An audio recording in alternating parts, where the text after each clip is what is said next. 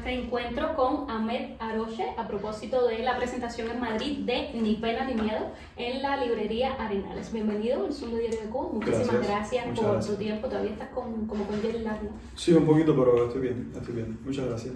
Bueno, nada, hablemos de esta presentación en Madrid. Cuéntame un poco de este proyecto, cómo ha ido. Sí, Ni Pena ni Miedo es esta obra que acabo de realizar en Madrid. Es la segunda edición, la segunda vez que lo hago. La primera fue en Montreal en el mes de septiembre. Es una obra basada en un poema de Raúl Zurita que se llama Ni Pena ni Miedo, o sea, cuyo texto es Ni Pena ni Miedo. Por tanto, la obra que presento se llama Ni Pena ni Miedo, después de Raúl Zurita. Es una pieza interactiva donde propongo tatuar a la gente con esta frase y que cada cual la asuma y la interprete a su manera. La obra luego se visualiza a través de fotografías, ¿no? Yo trabajo principalmente con fotografías y me interesa en mi trabajo fotográfico generar procesos que luego terminan siendo una foto, ¿no? No me interesa tanto cazar un momento único, sino crearlo, más que encontrarlo, ¿no? Fotográficamente hablando. Entonces, este evento fue coordinado por Formafoco, aquí en la librería Arenales. Formafoco es un grupo de artistas y trabajadores culturales basado en Madrid y es la primera vez de una serie de encuentros que ellos están organizando, que están produciendo. Nada, me ha dado mucho placer presentar la segunda edición de esta pieza, Ni Pena ni Miedo, después de Raúl Zurita, aquí en Madrid, porque además es una pieza que es itinerante. La idea es que se repita, que se haga tantas veces sea posible y generar como una especie de archivo, ¿no?, de esta obra. Cuando tú hablas del proceso creativo mencionas tatuar la frase. ¿Tú te refieres a la literalidad de la palabra?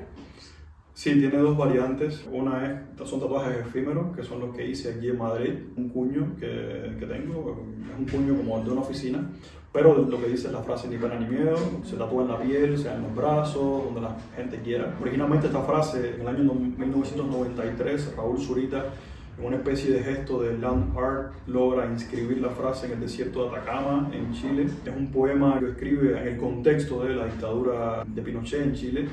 Y la frase está inscrita en el desierto, tiene 3.000 metros de largo y solamente puede ser vista desde el cielo, ¿no? Entonces, no solamente es un poema, sino también es un gesto poético el de inscribir esta frase en el desierto. Y la idea con esta pieza que yo propongo es reescribirla, pero esta vez no en el desierto, sino en la piel de la gente, ¿no? Y tiene dos variantes, respondiendo a tu pregunta. Tiene la variante de tatuaje efímero, que es el que casi siempre hago, pero también tiene la variante de tatuaje permanente, que también lo he hecho en Montreal. He tatuado a personas que lo han deseado y que han asumido esta frase a su manera en función de su experiencia, de su cuerpo, de su experiencia política, de su noción de las cosas, ¿no? Entonces son ambas variantes, el tatuaje efímero y el tatuaje permanente también. Ahmed, has mencionado en tu respuesta varias veces que vives en Montreal, Canadá. Para los lectores de Diario de Cuba que no conocen todavía tu trabajo, cuéntanos un poco de tu formación. Soy arquitecto, soy graduado de arquitectura en el año 2016. ¿En la CUJAE? En la CUJAE, sí. Y también tengo una maestría que acabo de terminar en estudios urbanos. Los estudios urbanos son como una especie de sociología urbana. Entonces tengo este background, arquitectura y estudios urbanos. Y como también queda claro, tengo una práctica artística, soy un artista emergente que está basado en Montreal y que precisamente hibrida un poco herramientas de la sociología, o sea, de los estudios urbanos, herramientas del arte conceptual, de la fotografía, documental, postdocumental. Entonces, sí, digamos que tengo como diferentes campos de trabajo, ¿no?, o escalas de trabajo, las artes visuales, la sociología, que es lo que trabajo en Montreal, y bueno, en la arquitectura también como... ¿Has llegado a Montreal a propósito de esta superación de estudios? Sí, a hacer la maestría en estudios urbanos, exactamente, y bueno, ahora vivo ahí. ¿A Cuba no regresas? A veces he regresado a Cuba, sí, cómo no, sí, he regresado algunas veces. Ahmed, hemos visto recientemente, tu trabajo expuesto en Viena. Ha habido allí unos cuantos artistas cubanos. Háblame desde tu punto de vista de esta experiencia. Sí, una experiencia muy linda en el marco del Vienna Art Week en Austria. Hay una galería que se llama Entre, que es un proyecto, un espacio galerístico dedicado a proyectos artísticos que se dedican a cuestiones sociales, políticas, sobre todo del sur global. Y la curadora Daniela Fernández ha hecho esta exposición junto a la colaboración de Marilyn Boltman. Y la exposición se llama We Have Done Nothing Because We Have Avoided Nothing. Y es una exposición colectiva de artistas cubanos, está basada en, o sea, una exposición que surge a partir de, o inspirada de la revista La Vagancia en Cuba, que fue una iniciativa de hace unos años creada por Santiago Díaz y por Julio César Llopis.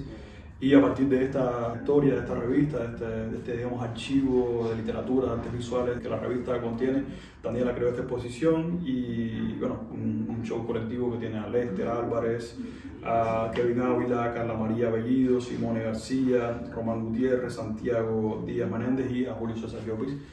Y estará hasta el 15 de febrero, así que todo quien pase por Viena sería muy bueno que la visitara porque es una muy bella exposición y yo estoy muy contento de haber participado. Ahí presenté un trabajo reciente de fotografía y nada, los invito a ir y verlo. Entonces, tu intervención particular, no dentro del grupo artista, sino tu aporte particular en Viena. Sí, estoy presentando una pieza en Viena que se llama, o sea, es una instalación fotográfica que pertenece a una serie que justo terminé recientemente, que se llama Todo lo que se pierde regresa, y es un ejercicio de fotografía, digamos, postdocumental, porque es una documentación de una conversación. Entonces, normalmente la documentación tradicional documenta un hecho concreto, ¿no? Un accidente, algo puntual. Cuando documentas una conversación es mucho más difícil, ¿no? ¿Qué puedes documentar cuando sobre todo estas personas no están juntas, están separadas y conversan por teléfono o a través de WhatsApp, por ejemplo, ¿no? Entonces se documentan sobre todo emociones, traumas y cosas que son más intangibles, ¿no? Por eso lo digo postdocumental porque es una documentación más subjetiva, digamos. Es una conversación que comencé en 2022 con una amiga que fue forzada al exilio desde Cuba a los Estados Unidos. Y entonces estas conversaciones abordan temas geográficos, espirituales, políticos, en fin, son conversaciones muy ricas. Y lo que yo fui haciendo fue tratar de darle imágenes a esas conversaciones, ¿no? O sea, es una serie fotográfica que desarrollo desde el 2022 hasta el 2024, tratando de ilustrar un poco con fotografías estas conversaciones. Entonces es un ejercicio que es bastante retador, pero que he disfrutado mucho y que se compone de unas 80 fotografías analógicas en total. Son fotografías hechas en 35 milímetros con procedimiento tradicional fotográfico, con film. Y nada, parte de ella está entonces en Entre, en Viena, y los invito a todos a ir y verlo si pueden. Para terminar, una cosa muy interesante, tus estudios en Montreal. Contabas antes que estabas estudiando una especie de sociología aplicada, ¿no? Desde que yo me gradué tengo un interés fuerte, ¿no? En la escala urbana de la ciudad, en la dimensión social del espacio público, etc. Entonces hice esta maestría en el Instituto Nacional de la Investigación Científica en Montreal, en estudios urbanos, que se interesa por estudiar la ciudad, ¿no? Las problemáticas de la ciudad contemporánea, por estudiar la gente que vive en las ciudades y todos los problemas o las situaciones urbanas de la vida política, económica, social y contemporánea. Yo específicamente he trabajado en proyectos de investigación, sobre todo en 4 ciudades principales, que son Montreal, París, Hanoi en Vietnam y Ciudad de México, y hemos hecho estudios comparativos del comportamiento de los jóvenes en el espacio público en esas 4 ciudades. ¿Se podría hacer un estudio como ese en La Habana? Por ejemplo, el sábado 16 de noviembre se cumplen los 505 años de la fundación de la Villa San Cristóbal de La Habana. La Habana que ha sido declarada Ciudad Maravilla, etcétera, etcétera. Un estudio como este en La Habana podría ser posible, arrojaría resultados diferentes a lo que vemos, a lo que palpamos. Yo creo que sí, todas las ciudades tienen sus complejidades, tienen sus especificidades y necesitan, o sea, estudios, ¿no?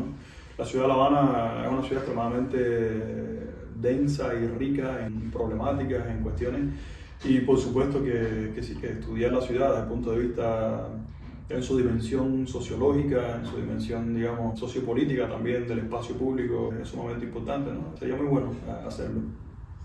Te agradezco muchísimo, Amé, por este ratico de Diario de Cuba. Muchísimas gracias por tu tiempo y por tu trabajo. Muchas gracias a ti.